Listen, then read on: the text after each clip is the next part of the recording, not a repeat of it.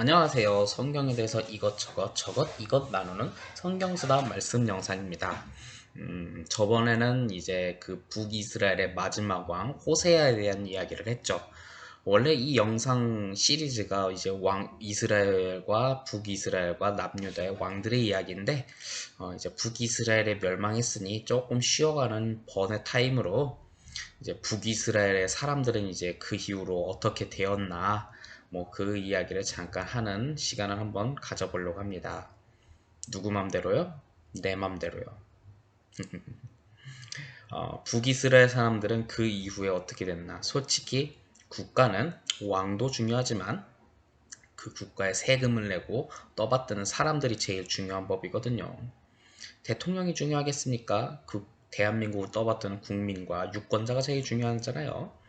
그래 그 사람들이 어떻게 살아갔는지 한번 성경에 있는 내용을 토대로 이제 그리고 그 이후에 그 사람들이 또한 남유다와의 관계가 어떻게 되었는지 한번 그거에 대해서 이것저것 가볍게 수다를 한번 열심히 한번 주구장창 한번 해보려고 합니다. 아시리아 제국에게 이제 북이스라엘은 멸망당했습니다.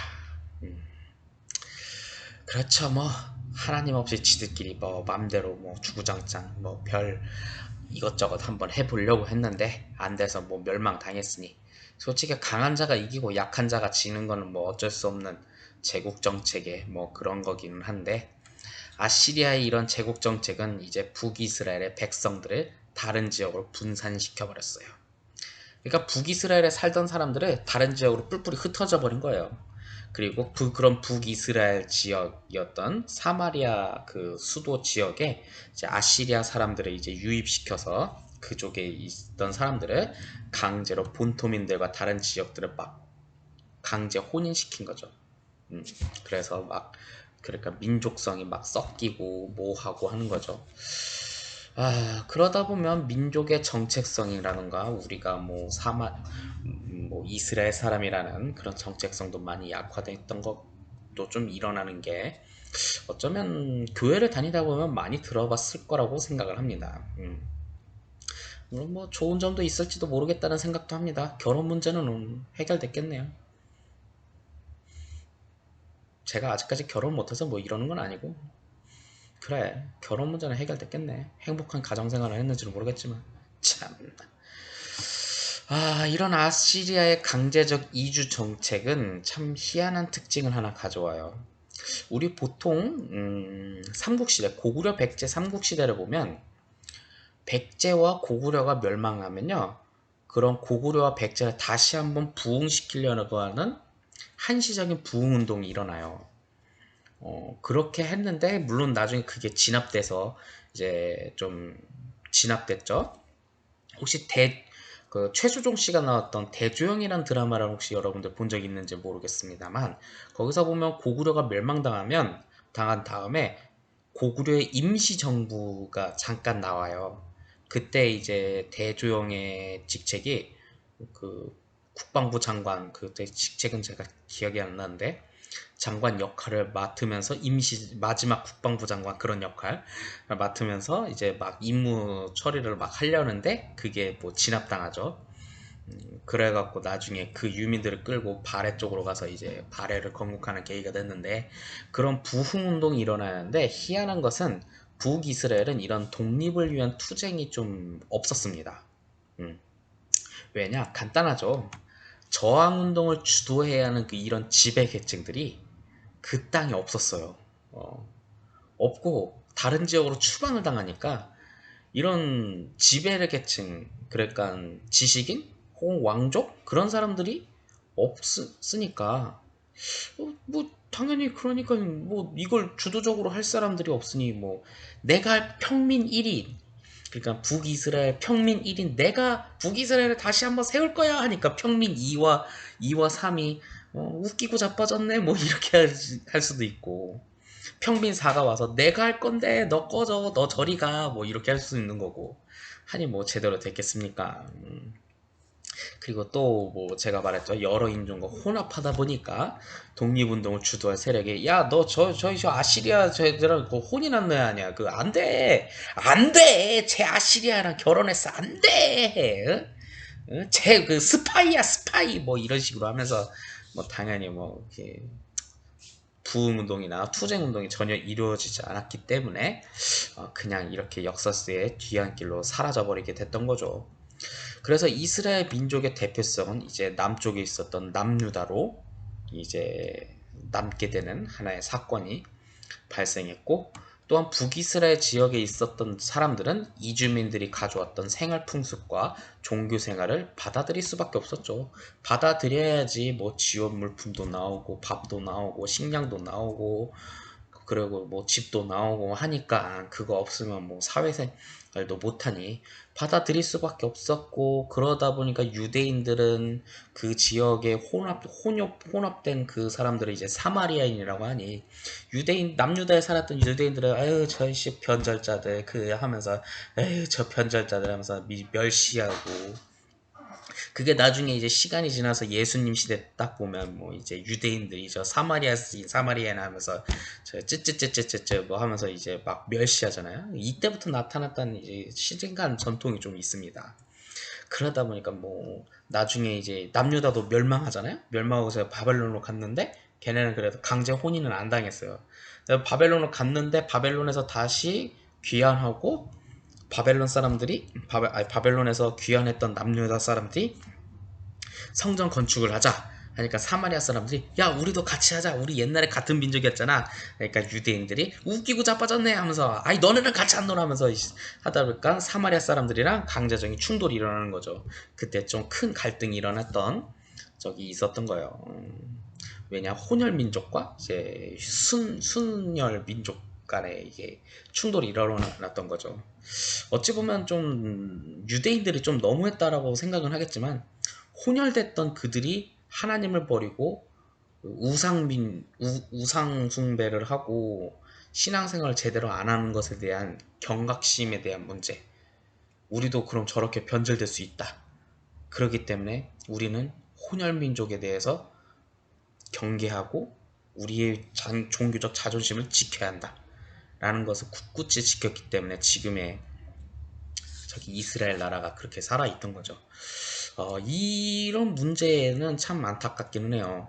물론 뭐 북이스라엘 문제는 아니지만, 이때 남유다가 이제 바벨론으로 가서 돌아왔을 때 그래도 남유다 쪽에 살다가, 네, 그쪽에 살다가 이제 돌아온 사람들과 같이 민족 생활을 하는데, 거기 있는 사람들이 또 이방 여자들과 결혼한 사람들이 있으니 남유다에서 돌아온 사람들이 야 걔네 내보내야지 우리가 같은 민족이 될 수 있어 하니까 강제로 이혼하게 되는 일이 좀 있었거든요. 물론 제가 지금 이 영상을 찍는 이 시점에는 이 나이가 되도록 아직 결혼을 못했기 때문에 그걸 꼭 그렇게까지 했어야 했나라는 생각이 더 강하니까 좀 너무하지 않나라는 생각이 좀 들기 때문에 저건 좀 심하지 않았나라는 생각이 좀 있습니다만, 그건 그만큼 종교적인 신앙에 대한 이거를 기준을 확실하게 세우는 게 있었고, 그러다 보니까 2000년이 이상이나 지난 다음에서 국가를 다시 한번 되찾을 수 있는 원동력이 되었던 것 또한 사실이기도 하죠.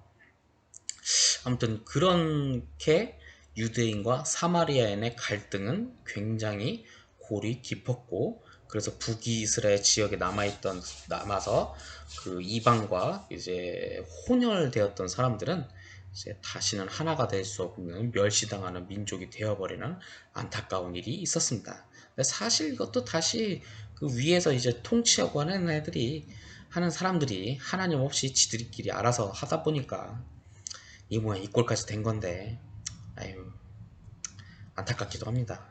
그런데 그런데 근데 솔직히 그 북이스라엘 딱 멸망당했어요. 그때 남유다는 뭐 했을까?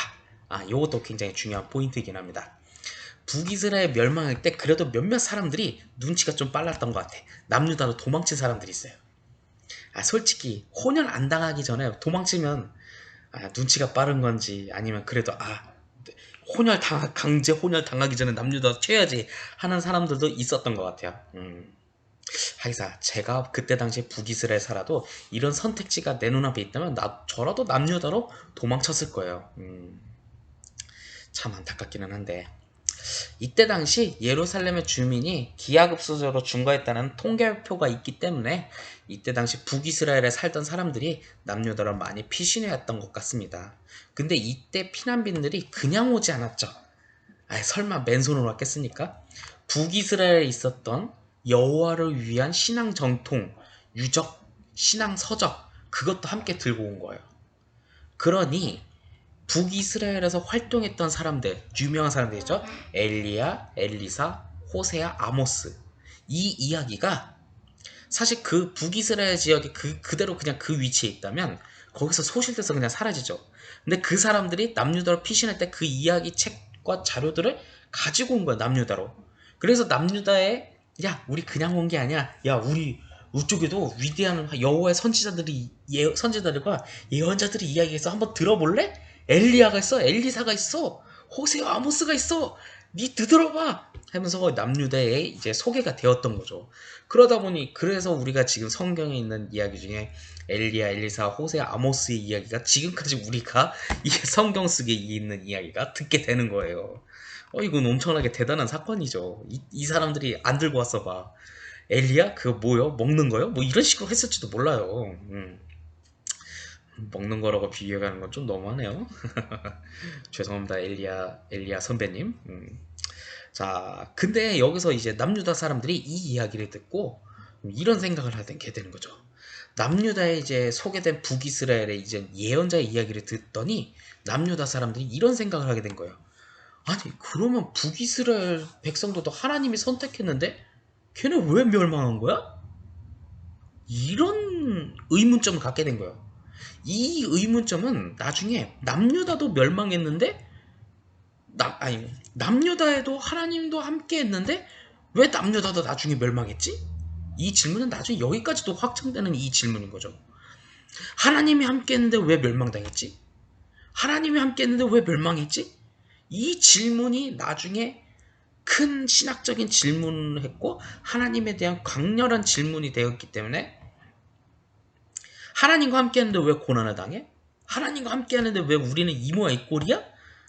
라는 그런 질문 속에서 해답을 찾는 성경 이야기가 굉장히 기록되고 그 해답을 찾는 이야기가 있는 거죠. 대표적으로 욥기 봅시다. 욥기, 그는 선하고 착하고 의로운 자라고 했잖아요. 근데 왜 고난을 당해? 물론 저기 뭐 사탄, 정확히 말해서 사탄이라고 해서 뭐 악마 그런 쪽으로 생각하는 게 아니라 사탄은 우리 순수 직역 번역하면 대적자라는 뜻이거든요. 악마가 아니라 대적자예요. 그러니까 하나님의 대체적에 있는 그 사람이라는 그 사람이 뭐 욥을 그냥 안 좋게 한 거잖아요. 근데 욥 입장에서는, 사람들 입장에서는 왜 고난당한지 모르잖아. 사단이 그랬는지도 모르잖아. 그리고 또 따지고 보면 하나님이 그 고난당하게 냅둔 거 아니야. 의롭게 살았는데? 착하게 살았는데 왜 고난을 당해? 이거에 대한 질문도 같이 나올 수 있는 해답을 주는 그때 욥기에 대한 이야기죠. 사실 욥이 지역 이름 갑자기 생각이 안 나네요. 뇌가 살쪘나? 많이 먹다 보니까 뇌가 살쪘는지 갑자기 기억이 안 나요. 우스. 그 사실 이방 지역이거든요. 남유다에 있던 남유다 유대인들이 멸망당하고 바벨론으로 강제로 끌려가는 중에 우스 지역에 딱 들리다가 거기서 욥이라는 사람이 이야기를 듣고 나중에 그걸 기록을 해서 새로운 그들의 신앙 고백에 대한 이야기로 만들어낸 욥기에 대한 이야기. 그런 것처럼 이 질문에 대한 해답을 찾기 위해서 그들의 신앙 전통에 대해서 또한 북이스라엘의 예언자들이 이런 이야기를 통해 남유다의 새로운 이야기로 하는 신앙교육을 삼은 거예요. 그렇기 때문에 이런 이야기를 통해 테드로 이때 당시에는 남유다의 통치자였던 히스기야 왕이 종교개혁을 단행할 수 있는 강한 원동력이 될 수 있는 힘과 민심을 얻었던 거죠. 그러니까 이런 질문 속에서 민심을 얻고 여론을 얻고 이걸 토대로 개혁을 단행하겠던 하나의 계기가 되었던 거죠. 물론 나중에 남유다 사람들은 신앙 전통을 지켜왔고 그리고 나중에 유대 땅으로 돌아와서 다시 성전을 건축하고 다시 신앙생활을 했고, 그리고 신앙을 제대로 지키자 해서 에스라와 같은 그 율법학자들이 신앙을 제대로 지키자 해서 규칙적인 신앙을 지키자 보니까, 물론 그게 나중에 너무 규칙을 잘 지키다 보니까 율법이 되어버렸고, 그래서 바리새인이 나타나 버렸긴 했는데, 아무튼 그런 식으로 해서 좀 지켜보는 좀 계기가 되었던 이 엄청난 질문이 좀 있었다는 거예요. 물론 이 북이스라엘을 멸망했을 때 이들이 가졌던 이런 신앙적인 이야기를 통해도 하나님이 선택했는데 왜 멸망했는가? 이 질문이 바로 희한하게도 남유다의 종교개혁을 단행할 수 있는 하나의 큰 원인이 되었다는 거죠. 이런 북이스라엘의 멸망이 주었던 교훈이 있다는 건 확실합니다. 하나님을 믿지 않았던 건 확실해요. 믿지 않았기 때문에 예언자들의 활동이 있었음에도 우상숭배를 했던 거고, 혼란스러운 역사의 중심에 또한 혼란스러웠던 종교가 있었기 때문에 북이스라엘은 멸망했게 했죠.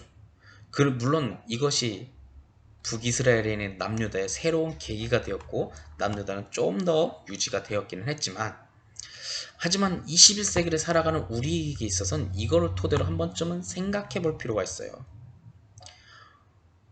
북이스라엘은 바알 종교와 여호와의 종교에 큰 엄청난 대립과 충돌이 있었습니다.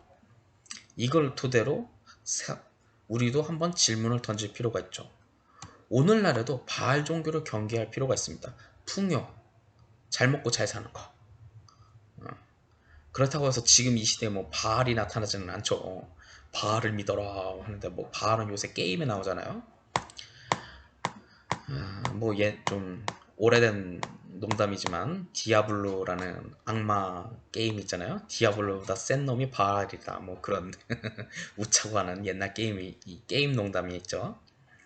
그렇다고 해서 지금 뭐 누가 바알을 믿겠습니다만, 바알은 사실 풍요의 상징이에요. 사람들 이제 돈 벌고 싶잖아요. 돈 벌고 싶잖아요. 성공하고 싶잖아요. 그러기 위해선 수단과 방법을 가리지 않잖아요. 그렇기 때문에 나를 부자로 만들어주고 싶은 사람이 뭐 나쁜 놈이어도 지도자로 만들어버릴 수도 있잖아요. 투표를 해서라도. 과연 그게 옳은가라는 거예요. 이게 바로 21세기의 바알 종교예요. 그걸 또 교회 안에서 말하니, 어쩌면 우리가 이 시대에 고난을 당하는 이유는 21세기의 바알 종교가 아닐까라는 생각이 들어요. 바알도 섬기고 하나님도 섬기고, 여차해서 두 개를 내 맘대로 짬뽕 시키니,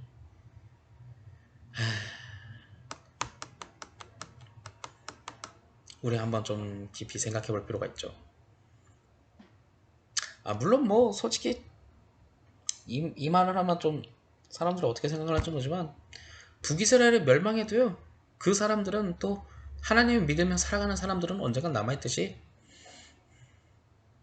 지구가 외계인에게는 멸망을 당해도 그래도 사람들은 하나님을 믿으며 살아갈 거라고 생각을 합니다만, 그래도 좋은 쪽으로 결말을 낳는 게 좋지 않겠습니까?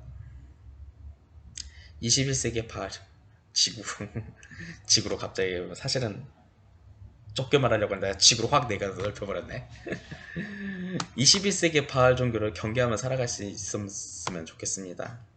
그리고 진정한 하나님이 기뻐하는 걸 찾아가며 하나님과 동행할 수 있는, 그러할 때 우리에게 가장 하나님이 기뻐하는 뜻이 있지 않을까 하는 생각이 듭니다. 그렇게 살아갈 수 있는 여러분들이 될 수 있기를 간절히 소망합니다. 오늘의 영상은 여기까지입니다. 끝!